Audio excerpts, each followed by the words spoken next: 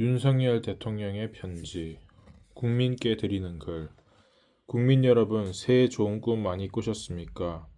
을사년 새해에는 정말 기쁜 일 많으시길 바랍니다. 저는 작년 12월 14일 탄핵 소추되고 나서 혼자 생각하는 시간을 많이 갖게 됐습니다. 좀 아이러니하지만 탄핵 소추가 되고 보니 이제서야 제가 대통령이구나 하는 생각이 듭니다. 26년의 공직생활, 8개월의 대선운동, 대통령 당선과 정권 인수 작업, 대통령 취임 이후 새벽부터 밤늦게까지 정신없이 일만 하다 보니 제가 대통령이라는 생각을 못하고 지내온 것 같습니다. 공직 인사, 선거 공약과 국정과제, 현안과 위기관리 등 외교, 안보, 경제, 사회 문제를 정말 치열하게 고민하고 토론하고 어려운 결정을 해야 하는 일이 많았습니다.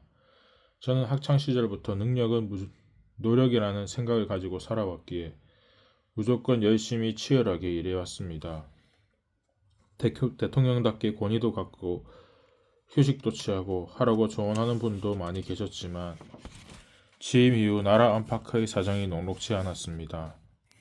글로벌 안보 및 공급망 위기, 고물가 고금리, 고환율의 외생적 경제 위기가 닥쳐왔습니다. 지난 정부의 포퓰리즘 정책에 따른 국가 채무의 폭발적 증가, 부동산 정책 실패에 따른 연끌 가계 대출 문제, 소주성 정책에 의한 최저임금 인상 등으로 자영업자와 소상공인, 중소기업의 경영 악화와 대출금 문제 등은 경제 위기를 극복해 나가는데 어려움을 더하였습니다. 하지만 국민 여러분께서 어려운 여건에도 저와 정부를 믿고 따라주신 덕분에 차근차근 현안과 위기를 풀어나갈 수 있었습니다.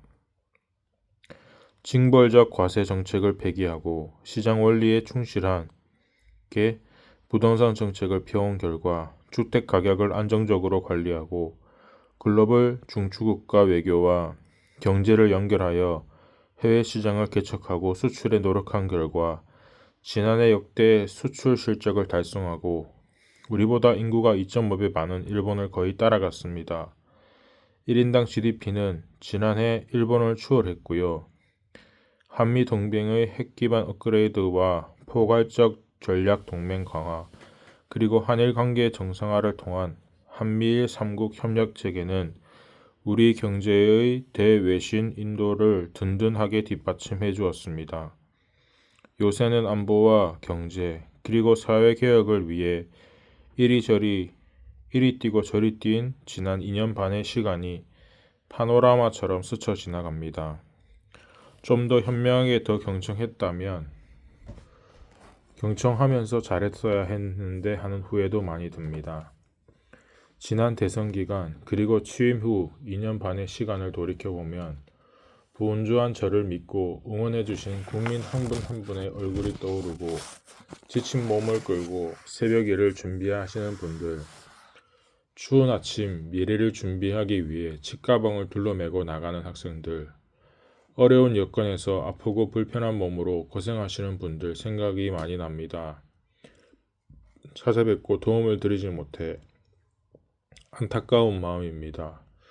부지런히 돌아다니고 일하다가 이렇게 직무정지 상태에서 비로소 내가 대통령이구나 하는 생각을 하게 되는 것은 이러한 안타까움 때문이 아닌가 싶습니다. 이번 직무정지가 저의 공직생활에서 네 번째 직무정지입니다. 검사로서 한 차례, 검찰총장으로서 두 차례, 모두 세 차례의 직무정지를 받았습니다. 제 주변 사람들은 제게 적당히 타협하고 조금 쉬운 길을 찾지 않는다고 어리석다고 합니다. 어리석은 선택으로 직무정지를 받다 보면 가까운 사람들이 등을 돌리고 외로움 느낄 때도 있지만 시간이 지나면 오해도 풀리고 많은 분들의 응원과 격려가 힘이 되었습니다. 늘 저의 어리석은 결단은 저의 변함없는 자유민주주의와 법치주의에 대한 신념이었습니다. 자유민주주의의 아닌 민주주의는 가짜 민주주의이고 민주주의를 이름을 빌린 독재와 전체주의입니다. 민주주의는 개인의 자유를 지켜주기 위한 제도이고 자유민주주의는 법치주의를 통해 실현되는 것입니다. 또 우리 공동체 모든 사람들의 자유가 공존하는 방식이 바로 법치입니다. 법치는 자유를 존중하는 합리적인 법과 공정한 사법관에 의해 실현됩니다. 법치주의는 자유민주주의의 핵심 요소입니다. 자유민주주의는 경제에 있어 자유시장 경제의 원리와 결합하여 자율과 창의를 통해 우리의 번영을 이루어내고 풍부한 복지와 연대의 재원을 만들어내며 번영의 선순환을 만들어냅니다. 우리나라는 부존 자원이 없지만 훌륭한 인적 자원을 가지고 있고 개방적이고 활발한 국제 교역을 통해 발전해 왔습니다. 오늘날 세계는 안보, 경제, 원자재 공급망 등에서 모든 나라들이 서로 복잡한 관계를 맺고 있습니다. 우리의 번영을 지속하고 미래 세대에 이어주려면 자유와 법치의 가치를 공유하는 국가들과의 연대가 특히 중요합니다. 물론 우리에게 적대적인 공격을 하지 않는 국가는 체제와 가치가 다르더라도 상호 존중과 공동이익이 추구라는 현실적인 측면에서 협력해야 합니다. 하지만 체제와 지향하는 가치가 우리와 다르고 우리에게 적대적인 영향력 공세를 하는 국가라면 늘 경계하면서 우리의 주권을 지키고 훼손당하지 않도록 해야 합니다. 외부의 주권 침탈 세력의 적대적 영향력 공작을 늘 경계해야 하는 것입니다. 그렇게 해야 그런 세력의 영향력을 차단하고 우리를 만만히 보지 않도록 하면서 상호 존중과 공동 이익을 실현할 수 있는 것입니다. 우리가 경계해야 하고 조심해야 공동 번영과 평화를 누릴 수 있는 것입니다. 제2차 세계대전 이후 유엔이 설립되고 어떤 사유이든 분쟁을 군사 공격과 전쟁으로 해결하는 것은 국제법상 금지되고 방어 목적 이외의 전쟁은 금지되었습니다. 총칼로서 피를 흘리는 군사 공격과 전쟁 도발은 국제법상 금지되었으므로 강대국이라 하더라도 외교상 큰 부담으로 작용하게 되어 총칼을 쓰지 않는 회색지대 전술이 널리 사용되게 된 것입니다. 허위 선동의 심리전, 정치인 매수와 선거 개입 등의 정치전, 디지털 시스템을 공격하는 사이버전, 군사적 시위와 위협을 보태어 시연하는 하이브리드 전술이 널리 쓰이게 된 것입니다. 국가 기밀 정보와 핵심 산업 기술 정보의 탈취와 같은 정보전도 하이브리드 전에 포함됩니다. 그래서 현대적 신흥 안보는 군사 정치 안보를 넘어서 경제 안보, 보건 환경 안보, 에너지 식량 안보, 첨단 기술 안보, 사이버 안보, 안보 등 매우 포괄적이고 다양합니다. 군사 정치 안보는 정보 보안과 각종 영향력 공작 차단을 포함합니다. 군사 도발과 전쟁은 상대국의 주권을 침탈하는 정치 행위인데 국제법이 금지하는 군사 도발과 전쟁을 하지 않고 공격과 책임 주체도 뚜렷이 드러나지 않는 다양한 회색지대 하이브리드 전을 주권 침탈의 수단으로 사용하는 것입니다.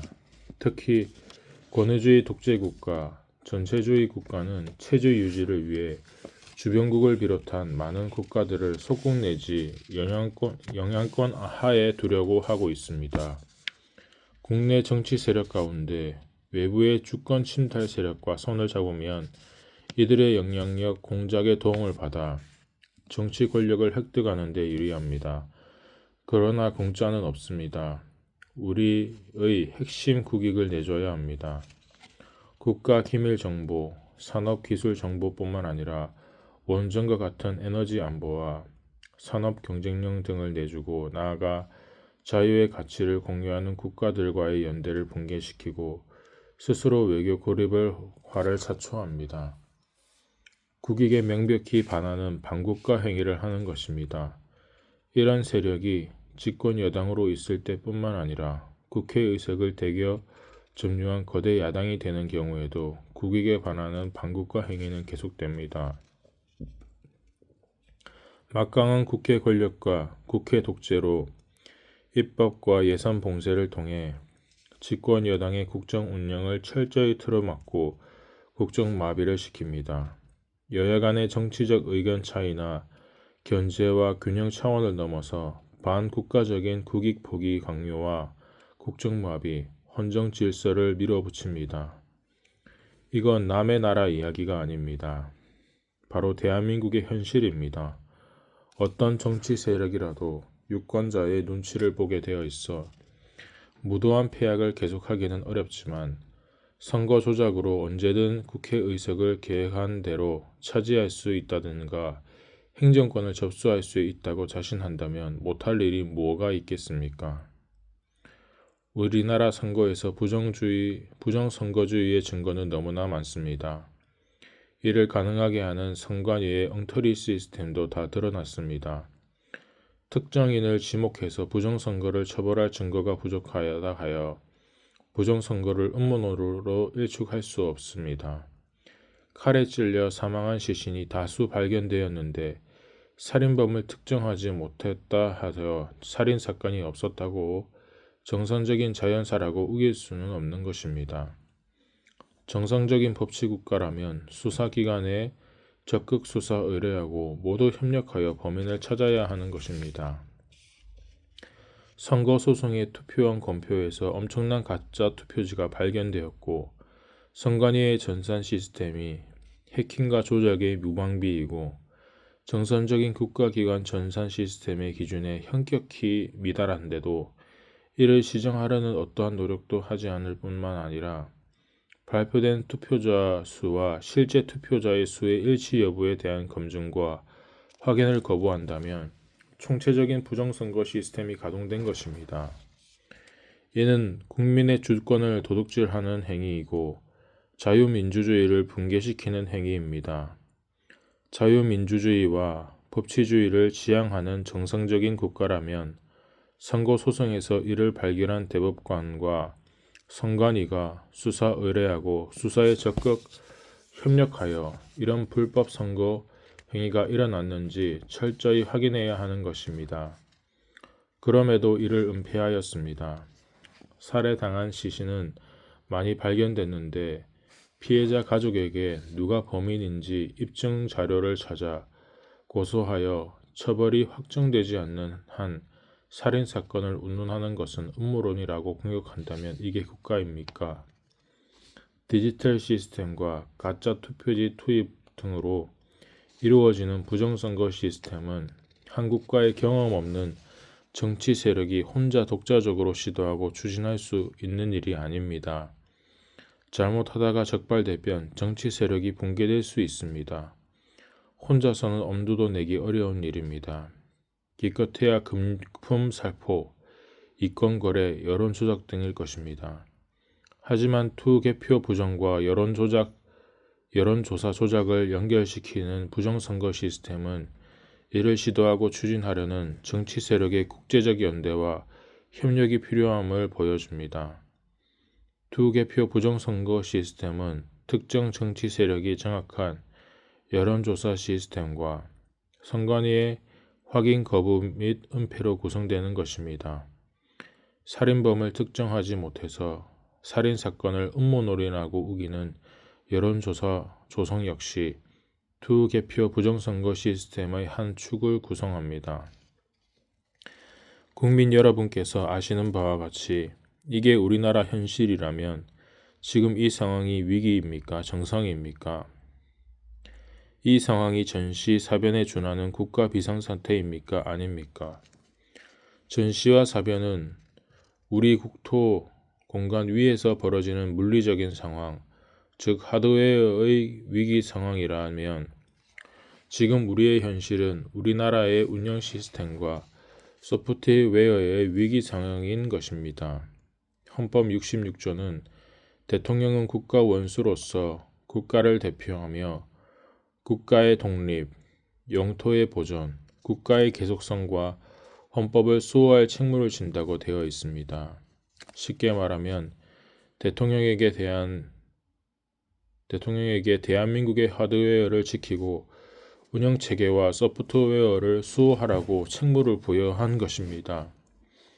거대 야당이 국회 독재를 통해 입법과 예산을 봉쇄하여 국정을 마비시키고 위헌적인 법률과 국익에 방한하는 비정상적인 법률을 남발하여 정부에 대한 불만과 국론 분열을 조장하고 수십 차례의 줄 탄핵으로 잘못 없는 고위 공직자들의 직무를 정지시키고 심지어는 자신들의 비리를 수사하고 감사하는 검사와 감사원장까지 탄핵하고 자신들의 비리를 덮는 방탄 입법을 마구잡이로 추진하는 상황은 대한민국의 운영체계의 망국적 위기로서 대통령은 이 운영체제를 지켜낼 책무가 있습니다. 저는 헌법기관인 감사원장까지 탄핵하여 같은 헌법기관인 헌법재판소의 법정에 세우려는 것을 보고 헌법수호 책무를 이행하기 위한 비상조치가 필요하다고 생각하였습니다. 거대 야당의 일련의 행위가 전시 사변에 준하는 국가 비상사태라고 판단하고 대통령에게 독점적 배타적으로 부여된 비상계엄 권한을 행사하기로 한 것입니다. 계엄은 과거에는 전쟁을 대비하기 위한 것에 국한되는 것이었지만 우리 헌법은 이에 준하는 국가 비상사태라고 규정하여 전쟁 이외의 다양한 국가 위기 상황을 계엄령 발동 상황으로 예상하고 있습니다. 국가 위기 상황에서 자유민주 국가의 대통령이 가장 먼저 해야 할 일은 주권자인 국민들에게 국가 위기를 상황을 알리고 이를 극복하기 위해 힘쓰자는 호소를 하는 것입니다.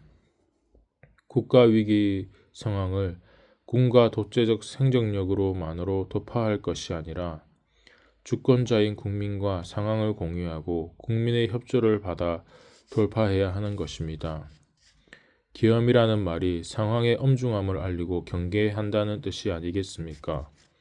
저는 우리나라의 자유민주주의와 국민 주권이 위기 상황임을 잘 인식하지 못하고 계신 국민들께 상황의 위급함을 알리고 주권자인 국민들이 눈을 부릅뜨고 국회 독재의 망국적 폐악을 감시 비판하게 함으로써 자유민주주의와 헌법 질서를 지키려 하였습니다. 그래서 국방부 장관에게 국회 독재를 알리고 질서 유지를 하기 위해 그리고 부정선거 가동 시스템을 국민들께 제대로 알리고 진상을 파악하기 위해 필요 최소한의 병력을 투입을 지시하였고 국회 280명, 선관위에 290명의 병력이 투입된 것입니다. 국회에 투입된 280명의 병력은 국회 마당에 대기해 있다가 그리고 선관위에 투입된 병력은 수십 명의 디지털 요원만 내부 시스템에 접근하고 나머지는 외부에 대기하고 있다가 계엄 선포 2시간 30분 만에 국회의 계엄 해제 요구 의결이 있자 즉각 철수하였고 아무런 사상자나 피해 없이 평화롭게 마무리되었습니다. 국민 여러분, 계엄은 범죄가 아닙니다. 계엄은 국가 위기를 극복하기 위한 대통령의 권한 행사입니다. 그렇기 때문에 대통령의 권한 행사를 보좌하기 위해 합동참모본부에 계엄과가 있는 것입니다. 계엄은 이라는 내란몰이 프레임 공세로 저도 탄압 색출되었고 이를 준비하고 실행한 국방부 장관과 군 관계자들이 지금 구속되어 있습니다. 참으로 어이없는 일입니다. 병력 투입 시간이 불과 2시간인데 2시간짜리 내란이 있습니까? 방송으로 전 세계 전 국민에게 시작한다고 알리고 3시간도 못 되어 국회가 그만두라고 한다고 병력을 철수하고 그만두는 내란 봤습니까? 합참계엄과 계엄 매뉴얼에 의하면 전국 비상계엄은 최소 6개에서 7개 사단 병력 이상 수만 명의 병력 사용이 전제되어 있습니다. 국방부 장관은 합참에서